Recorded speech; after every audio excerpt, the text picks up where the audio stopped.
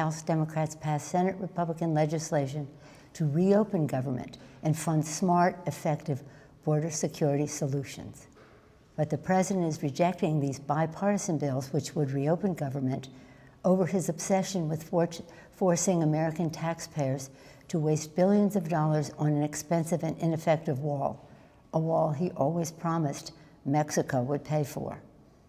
The fact is, President Trump has chosen to hold hostage critical services for the health, safety, and well-being of the American people and withhold the paychecks of 800,000 innocent workers across the nation, many of them veterans. He promised to keep government shut down for months or years, no matter whom it hurts.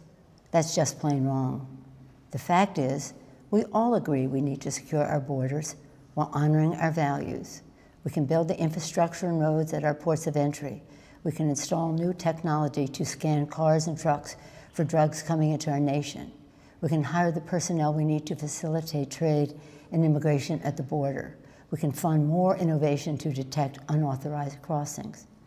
The fact is, the women and children at the border are not a security threat. They are a humanitarian challenge, a challenge that President Trump's own cruel and counterproductive policies have only deepened. And the fact is, President Trump must stop holding the American people hostage, must stop manufacturing a crisis, and must reopen the government. Thank you. Leader Schumer? Thank you, Speaker Pelosi. My fellow Americans, we address you tonight for one reason only. The President of the United States, having failed to get Mexico to pay for his ineffective, unnecessary border wall, and unable to convince the Congress or the American people to foot the bill, has shut down the government. American democracy doesn't work that way. We don't govern by temper tantrum. No president should pound the table and demand he gets his way, or else the government shuts down, hurting millions of Americans who are treated as leverage. Tonight, and throughout this debate and throughout his presidency, President Trump has appealed to fear, not facts, division, not unity.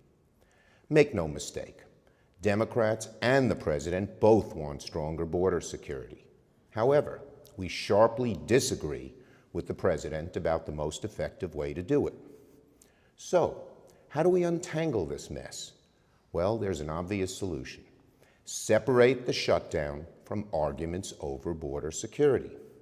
There is bipartisan legislation supported by Democrats and Republicans to reopen government while allowing debate over border security to continue. There is no excuse for hurting millions of Americans over a policy difference. Federal workers are about to miss a paycheck. Some families can't get a mortgage to buy a new home. Farmers and small businesses won't get loans they desperately need. Most presidents have used Oval Office addresses for noble purposes. This president just used the backdrop of the Oval Office to manufacture a crisis, stoke fear, and divert attention from the turmoil in his administration. My fellow Americans, there is no challenge so great that our nation cannot rise to meet it. We can reopen the government and continue to work through disagreements over policy. We can secure our border without an ineffective, expensive wall. And we can welcome legal immigrants and refugees without compromising safety and security.